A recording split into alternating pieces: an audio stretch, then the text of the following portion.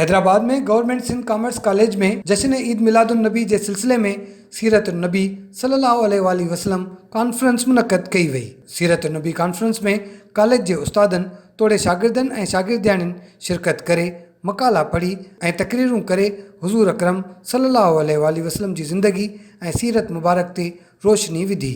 रसूल पाक सल्लल्लाहु अलैहि वसल्लम जे शान अक़दस में मंजूम ऐं मंसूर कलाम नज़म अशआर नात ऐं तकारीर ऐं उन सां गॾोगॾु हे महीनो रबियुल अव्वल जो ऐं हिन रबियुल अव्वल जे माह मुबारक जे अंदरि सां मुनासिबत सां ही प्रोग्राम रखियो वियो। स्कॉलर्स जेके आहिनि उहे ॻाल्हाइनि पिया ऐं हिन में हिन सां गॾोगॾु कॉलेज जे शागिर्दनि बि पार्टिसिपेट कयो आहे, उन्हनि बि स्पीचिस तयारु कयूं आहिनि।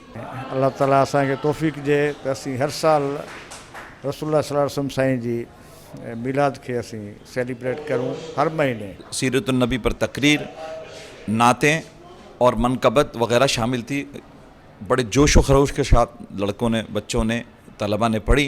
स्पीच से बहुत ज़्यादा फ़ायदा हो रहा है स्टूडेंट को और नात ख़वानी के प्रोग्राम से भी कि जिससे बच्चों को बहुत ज़्यादा हौसला अफजाई हो रही है। कॉन्फ्रेंस में शागिर्दियाणिन ऐं शागिर्दन नाते रसूल मक़बूल सल्लल्लाहु अलैहि वसल्लम पेश करे रसूल खुदा हज़रत मोहम्मद मुस्तफ़ा सल्लल्लाहु अलैहि वसल्लम सां मोहब्बत ऐं अक़ीदत जो इज़हार कयो। कैमरामैन शाहिद रिन सां गॾु फ़हीम बबर, सिंध टीवी न्यूज़ हैदराबाद।